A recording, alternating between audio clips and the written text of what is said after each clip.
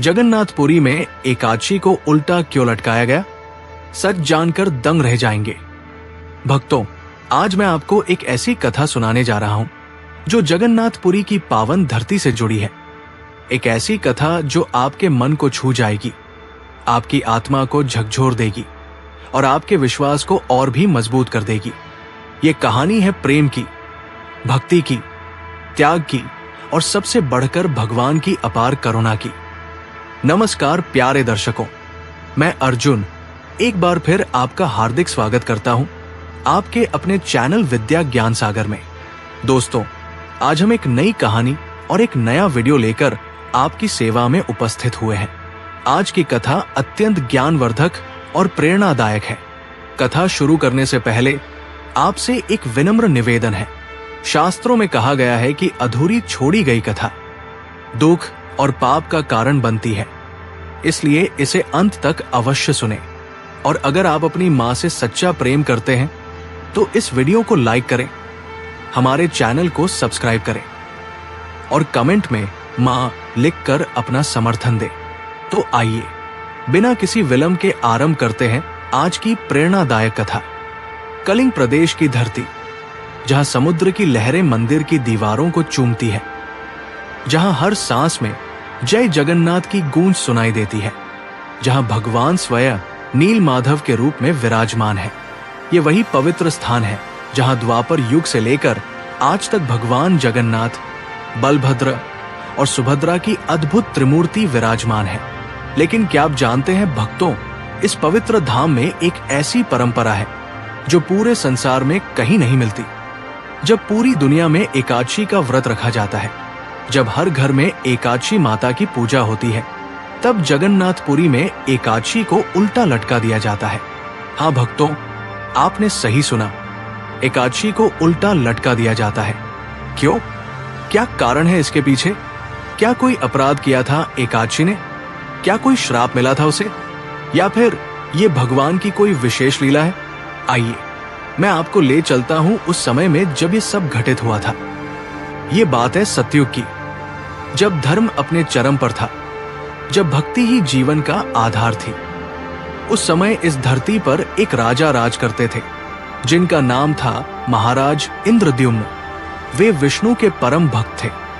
उनका पूरा जीवन ही भगवान की सेवा में समर्पित था। महाराज इंद्रद्युम्न का एक ही सपना था, एक ही लक्ष्य था। वे चाहते थे कि भगवान विष्णु उनके राज्य में, उनकी धरती पर स्वयं प्रकट हो और सदा के लिए वहां विराजमान हो जाए। दिन रात वे इसी चिंतन में लगे रहते। राजकाज में मन नहीं लगता। दरबार में बैठे हैं तो भी मन भगवान के ध्यान में ही रमा रहता। एक दिन महाराज को एक साधु मिले। वे साधु कोई साधारण संत नहीं थे। वे थे महान तपस्वी नारद मुनि के शिष्य। उन्होंने राजा को बताया कि समुद्र के किनारे नीलांचल पर्वत पर एक गुफा है जहां नील माधव नाम से भगवान विष्णु की एक अद्भुत मूर्ति विराजमान है। वो मूर्ति नीले रंग की है और उसमें अद्भुत दिव्य शक्ति है। ये सुनकर महाराज का हृदय खुशी से उछल पड़ा। वे तुरंत उठे और अपने मंत्रियों से कहा कि चलो हम उस पवित्र स्थान पर चलते हैं। लेकिन साधु ने उन्हें रोक दिया और कहा कि महाराज धैर्य रखें। वो मूर्ति सबको दर्शन नहीं देती। उसे केवल वही देख सकता है जिसका हृदय पूर्णतया पवित्र हो, जिसकी भक्ति में लेशमात्र भी छल कपट न हो। महाराज ने कहा, तो फिर मैं कैसे उन्हें देख सकता हूं? साधु मुस्कुराए और बोले, तपस्या करनी होगी महाराज, कठोर तपस्या, और सबसे बढ़कर एकादशी व्रत का पालन करना होगा। एकादशी माता की कृपा से ही भगवान प्रसन्न होते हैं। ये सुनकर महाराज ने उसी क्षण से एकादशी व्रत का संकल्प ले लिया। हर एकादशी को वे निर्जल व्रत रखने लगे। पूरे दिन भगवान का नाम जपते, पूरी रात जागरण करते। उनकी भक्ति देखकर प्रजा भी प्रभावित होने लगी। धीरे धीरे पूरे राज्य में एकादशी का महत्व बढ़ने लगा। इस तरह 12 वर्ष बीत गए। 12 वर्ष की कठोर तपस्या, 12 वर्ष का निरंतर व्रत। महाराज का शरीर कमजोर हो गया था। चेहरे पर तेज था, लेकिन शरीर में शक्ति क्षीण हो गई थी। लेकिन उनका मन अडिग था, उनका विश्वास अटूट था। 13वें वर्ष की पहली एकादशी के दिन जब महाराज ध्यान में बैठे थे, तब उन्हें एक दिव्य आवाज सुनाई दी। वो आवाज कह रही थी, इंद्रद्युम्न उठो, तुम्हारी तपस्या सफल हुई। नीलांचल पर्वत पर जाओ, वहां तुम्हें नील माधव के दर्शन होंगे। महाराज की आंखें खुली, उनके नेत्रों से अश्रुधारा बह निकली। 12 वर्षों की प्रतीक्षा का फल मिलने वाला था। वे तुरंत उठे और अपने सेवकों के साथ नीलांचल की ओर चल पड़े। समुद्र के किनारे, घने जंगलों के बीच, ऊंचे पर्वत पर चढ़ते हुए वे उस गुफा में पहुंचे और वहां उस अंधेरी गुफा में एक अद्भुत दिव्य ज्योति चमक रही थी। उस ज्योति के बीच में विराजमान थे नील माधव, भगवान विष्णु का वो अद्भुत रूप। महाराज गिर पड़े उनके चरणों में, रोने लगे, हिचकियां बंध गई। 12 वर्षों का संचित भाव फूट पड़ा। वे बोले, हैं प्रभु, मैं धन्य हो गया, मेरा जीवन सफल हो गया, अब मुझे और कुछ नहीं चाहिए। लेकिन भगवान ने उनसे कहा, नहीं इंद्रद्युम्न, अभी तुम्हारा काम पूरा नहीं हुआ। तुम्हें एक भव्य मंदिर बनवाना है जहां मैं सदा के लिए विराजमान रहूंगा। लेकिन ये मूर्ति नहीं, एक नया रूप, एक अद्भुत रूप जो पहले कभी नहीं देखा गया। महाराज ने पूछा, कैसा रूप प्रभु? भगवान बोले, धैर्य रखो, समय आने पर सब स्पष्ट हो जाएगा। तुम मंदिर बनवाना शुरू करो। जब मंदिर तैयार होगा तब मैं स्वयं अपने नए रूप में प्रकट होऊंगा। महाराज वापस लौटे। उनके मन में उत्साह था, लेकिन एक जिज्ञासा भी थी, वो नया रूप कैसा होगा? लेकिन उन्होंने सोचा कि ये तो भगवान की लीला है, समय आने पर सब पता चल जाएगा। महाराज ने तुरंत मंदिर निर्माण का कार्य शुरू करवा दिया। देश विदेश से कारीगर बुलवाए गए, सबसे अच्छे शिल्पकार, सबसे कुशल कलाकार। सोने चांदी का उपयोग किया गया, रत्नों से सजाया गया। ये मंदिर ऐसा होना था कि स्वर्ग के देवता भी देखकर ईर्ष्या करें। मंदिर का निर्माण चल रहा था। महीनों बीत गए, मंदिर की दीवारें खड़ी हो गई, गुंबद बन गया। अब केवल मूर्तियों की प्रतीक्षा थी। एक दिन समुद्र में तूफान आया, भयंकर तूफान, ऐसा तूफान कि सब डर गए। लेकिन तूफान के बाद समुद्र तट पर एक विशाल नीम का पेड़ आकर गिरा। वो कोई साधारण पेड़ नहीं था, उसमें से दिव्य सुगंध आ रही थी और एक अद्भुत तेज निकल रहा था। महाराज को खबर मिली, वे दौड़ कर आए। उन्होंने समझ लिया कि यह भगवान का ही संकेत है। उन्होंने घोषणा करवाई कि जो कोई भी इस पेड़ से मूर्ति बना सकता है वो आगे आए। लेकिन कोई नहीं आया, क्योंकि वो पेड़ अद्भुत था। कोई औजार उस पर काम नहीं कर रहा था। छेनी टूट जाती, आरी टूट जाती, कोई कारीगर उसे काट नहीं पा रहा था। महाराज चिंतित हो गए, इतना बड़ा मंदिर बना लिया, लेकिन मूर्ति कैसे बनेगी? वे रोज उस पेड़ के पास आते और भगवान से प्रार्थना करते। एक दिन एक बूढ़े बढ़ी आए, उनके साथ उनका पोता भी था। बूढ़े बढ़ी ने कहा, महाराज, मैं ये मूर्तियां बना दूंगा, लेकिन एक शर्त है, मैं 21 दिन तक एक बंद कमरे में काम करूंगा। उस दौरान कोई भी, आप भी नहीं, उस कमरे का दरवाजा नहीं खोलेगा। 21 दिन बाद मूर्तियां तैयार होंगी। महाराज को यह शर्त अजीब लगी, लेकिन उन्हें कोई और रास्ता भी नहीं दिख रहा था। उन्होंने हां कर दी। बूढ़े बढ़ी और उनके पोते ने नीम के पेड़ को एक बड़े कमरे में रखवाया और अंदर से दरवाजा बंद कर लिया। अब इंतजार शुरू हुआ। पहला दिन बीता, दूसरा दिन बीता। कमरे के अंदर से हथौड़ी और छेनी की आवाजें आ रही थी। महाराज रोज आते और दरवाजे के बाहर खड़े होकर भगवान का नाम जपते। 10वां दिन आया, अभी आवाजें आ रही थी। महाराज को विश्वास हो गया कि काम हो रहा है। 11वां दिन आया, ये एकादशी का दिन था। महाराज ने उस दिन भी व्रत रखा। पूरे राज्य में एकादशी का पर्व मनाया जा रहा था, लेकिन महारानी का मन बेचैन था। वो सोच रही थी कि पता नहीं अंदर क्या हो रहा है, कहीं कुछ गलत तो नहीं हो रहा। वो बूढ़ा बढ़ी कौन है, कहां से आया, क्या वो सचमुच मूर्ति बना रहा है या कुछ और करने की योजना है? महारानी की बेचैनी बढ़ती गई। दोपहर हो गई, व्रत का समय था। सब भगवान की पूजा में लगे थे, लेकिन महारानी का मन शांत नहीं था। उसने सोचा कि एक बार दरवाजे से झांक कर देख लेती हूं। बस एक बार। वो चुपके से उस कमरे के पास गई। दरवाजे में एक छोटी सी दरार थी। उसने उस दरार से अंदर झांका, लेकिन ये क्या, अंदर तो कोई नहीं था। न बूढ़ा बढ़ी, न उसका पोता। केवल 3 अधूरी मूर्तियां पड़ी थी। वे मूर्तियां अजीब थी। उनके हाथ पैर नहीं थे, केवल धड़ और चेहरा था। महारानी घबरा गई। उसने तुरंत महाराज को बुलवाया। महाराज दौड़े आए। महारानी ने कहा, महाराज, वो बढ़ी भाग गया। अंदर केवल अधूरी मूर्तियां पड़ी हैं। महाराज का दिल बैठ गया। उन्होंने कहा, तुमने दरवाजा खोल दिया, तुमने अंदर देख लिया। हे भगवान, ये क्या हो गया? उन्होंने दरवाजा खोला। सचमुच अंदर 3 मूर्तियां पड़ी थी, जगन्नाथ, बलभद्र और सुभद्रा की। लेकिन वे अधूरी थी। उनके हाथ पैर नहीं बने थे। महाराज रो पड़े।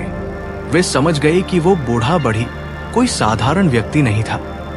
वो स्वयं भगवान विश्वकर्मा थे और अब उनकी शर्त टूट गई थी, इसलिए वे चले गए। महाराज महारानी से बोले, देखो तुमने क्या कर दिया। तुम्हारी जिज्ञासा ने सब बर्बाद कर दिया। अब ये अधूरी मूर्तियां क्या करूंगा मैं? महारानी भी रोने लगी। वो बोली, मुझे माफ कर दीजिए, मैंने बहुत बड़ा अपराध कर दिया। लेकिन महाराज, ये मेरा दोष नहीं, ये तो एकादशी का दोष है। महाराज ने पूछा, एकादशी का दोष कैसे? महारानी बोली, हाँ महाराज, आज एकादशी थी। व्रत के कारण मेरी बुद्धि भ्रमित हो गई थी। भूख के कारण मैं सही सोच नहीं पा रही थी, इसलिए मुझसे ये गलती हो गई। ये सब एकादशी का दोष है। ये सुनकर महाराज क्रोधित हो गए। उन्होंने कहा, क्या कह रही हो तुम? एकादशी का दोष? एकादशी तो पवित्र है। एकादशी की कृपा से ही मुझे भगवान के दर्शन हुए और तुम एकादशी को दोष दे रही हो। लेकिन महारानी अपनी बात पर अड़ी रही।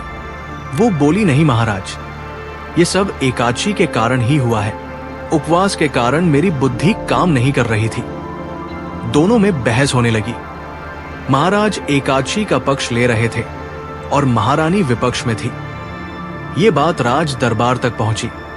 मंत्रियों में भी 2 गुट बन गए। कुछ महाराज के साथ थे और कुछ महारानी के साथ। पूरे राज्य में ये चर्चा फैल गई। लोग सोच में पड़ गए, क्या सचमुच एकादशी का दोष है? क्या व्रत रखना गलत है? कहीं व्रत के कारण बुद्धि भ्रमित तो नहीं हो जाती? ये देखकर महाराज को बहुत दुख हुआ। उन्होंने सोचा कि इससे तो लोगों की आस्था डगमगा जाएगी। लोग व्रत रखना छोड़ देंगे, धर्म का पतन हो जाएगा। उसी रात महाराज को स्वप्न में भगवान जगन्नाथ के दर्शन हुए। भगवान बोले, इंद्रद्युम्न, चिंता मत करो, ये मेरी ही इच्छा थी। ये मूर्तियां अधूरी नहीं हैं, बल्कि पूर्ण है। यही मेरा असली रूप है। मैं चाहता हूं कि भक्त मुझे इसी रूप में पूजे। हाथ पैर नहीं होंगे तो भेदभाव नहीं होगा, सब मुझे समान रूप से देखेंगे। महाराज ने कहा, लेकिन प्रभु, लोग एकादशी का विरोध कर रहे हैं। भगवान मुस्कुराए और बोले, इसका भी समाधान है। तुम एक काम करो, एकादशी माता को बुलाओ। उनसे पूछो कि क्या सचमुच ये उनका दोष है। अगले दिन महाराज ने घोषणा करवाई। पूरे राज्य में सभा बुलाई गई। एक विशाल यज्ञ का आयोजन किया गया। महान ऋषि मुनियों को बुलाया गया और उस यज्ञ में एकादशी माता का आह्वान किया गया। यज्ञ की अग्नि में से एक दिव्य आकृति प्रकट हुई। वह थी एकादशी माता। उनका रूप अत्यंत सुंदर था। उनके चेहरे पर तेज था। वे बोली, बोलो महाराज, तुमने मुझे क्यों बुलाया? महाराज ने विनम्रता से कहा, माता क्षमा करें, लेकिन एक प्रश्न है। महारानी कहती है कि आपके व्रत के कारण उनकी बुद्धि भ्रमित हो गई थी और उन्होंने दरवाजा खोल दिया। क्या यह सत्य है? एकादशी माता ने पूरे दरबार को देखा। फिर बोली, ये असत्य है महाराज। मैं किसी की बुद्धि भ्रमित नहीं करती, बल्कि मेरे व्रत से तो बुद्धि और भी तेज होती है। जो मुझे सच्चे मन से मानता है उसका विवेक बढ़ता है, घटता नहीं। महारानी ने अपनी गलती का दोष मुझ पर मढ़ दिया है। ये सुनकर महारानी लज्जित हो गई।